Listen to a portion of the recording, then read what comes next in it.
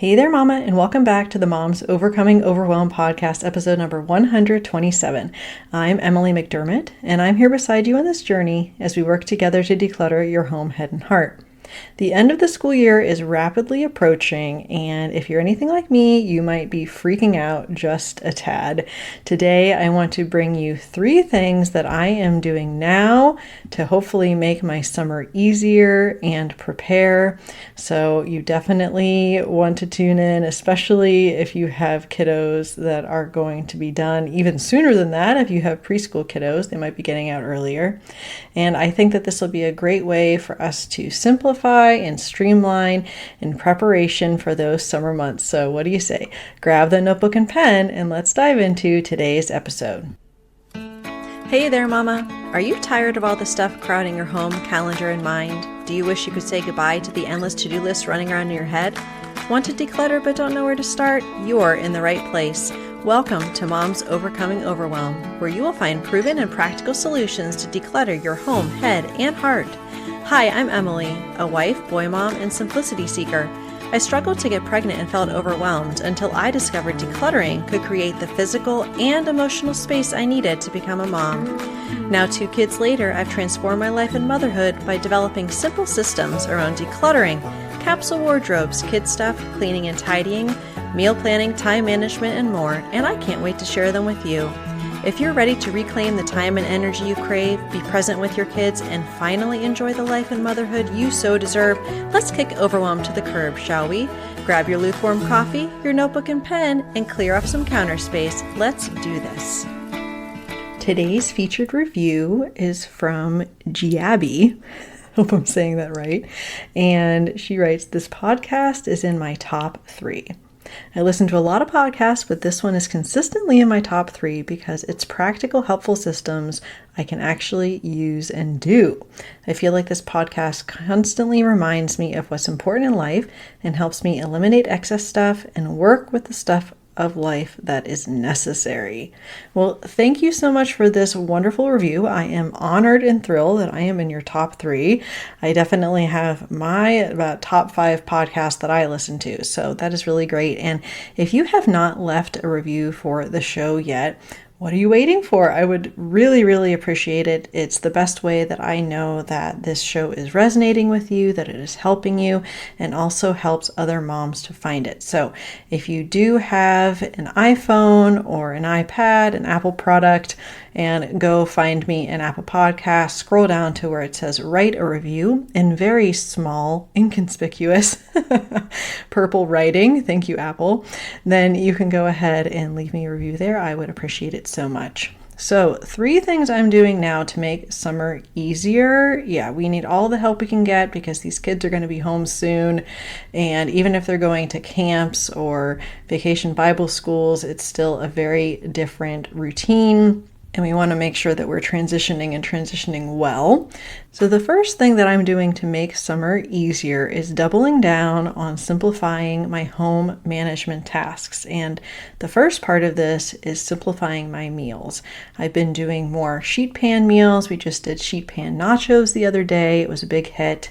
Simple things in the slow cooker where I'm just putting some sort of protein in there in a sauce or broth, and then being able to use the shredded beef or the shredded chicken and other things like enchiladas. Also grilling, doing pre-made burgers, doing foil packets, and also getting more food that's been prepped, so things have been already cut up, and it just makes things a lot easier because summer for me is all about simple meals, easy cleanup, and making it as easy as possible for the whole family. The other thing that I've done is that when it comes to cleaning, which as you know, I detest, I started timing how long it actually takes me to do certain things. So that way, as I'm going through the list of what I want to accomplish, I know, for example, the basement takes, 15 minutes to vacuum. The bathroom takes 10 minutes to clean. So if I have small pockets of time, I can look and say, okay, I have 10 minutes. There's a 10-minute task and I can actually do it.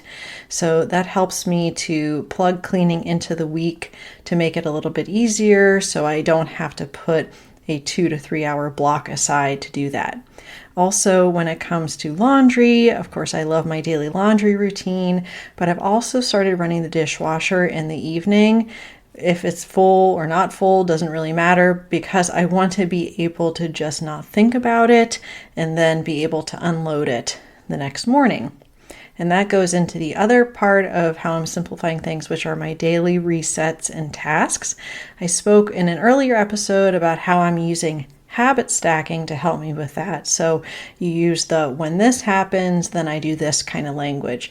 For example, when I come downstairs to make the kids breakfast, I unload the dishwasher while their bagels in the toaster or their oatmeal's in the microwave, because I know that unloading the dishwasher only takes a couple minutes. So these are just some of the ways that I'm trying to make this home management easier, so that when it comes to summertime and the kids are home more, then I can really make it not so overwhelming to be taking care of the home when they are home more often. The second thing that I'm doing to make summer easier is giving myself a grace right now for the end of the school year. I have heard of this term. I hadn't heard of it before, but I'm not really hip to all of the different terms people are using nowadays. But it is called Maycember. And Maycember represents that May has a similar feeling to end of the year, like December, where you have all of these parties and events and things going on, but also kind of like September and just sort of like the frenetic pace. And there's just so much going on. I've been hearing about, you have final sports games, you have recitals, you have graduations, and then you have like the end of year teacher gifts and that kind of thing. So I know things are crazy. Also, my oldest son has a birthday right around Memorial Day weekend. So I'm asking myself, okay, what can I do to prepare? What can I say no to? How am I going to protect some of these boundaries that I want to have in place? How can I focus on those urgent and important things? And really the things that matter to me, which would be that my son has a fun birthday. I want to volunteer for field day and make sure that I can get those teacher end of year gifts, which I simplify by just getting them all the same thing, just getting them Target gift cards. And again, that's where that grace comes in, that I don't have to feel guilty like, oh, I should get every single teacher a very personalized special gift, or, oh, well, I'm volunteering for field day, but not volunteering for my kids' end of year party.